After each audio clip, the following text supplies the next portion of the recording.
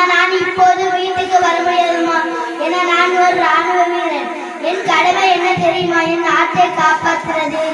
அம்மா அது என்ன சுத்தம் இல்லை, நான் பயப்படக்கூடாது. ஏன்னா நான் ராணுவ வீரன். அம்மா நீங்க எப்பவுமே என்கிட்ட வார்த்தை சொல்லுவீங்களே, எதுவாக இருந்தாலும் தைரியமா இருந்தேன். அந்த வார்த்தையை நான் மறக்கவே மாட்டேன் அம்மா. அம்மா நான் சீக்கிரமா வீட்டுக்கு வருவேன். ஆனா அதுக்கு முன்னாடி என் தாய் நாட்டை நான் காப்பாற்றணும்.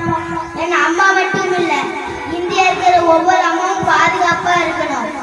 என் நாடு, என் மக்கள், என் கடமை. ஜெய் ஹிந்த், ஜெய் ஹிந்த், ஜெய் ஹிந்த். நன்றி, வணக்கம்.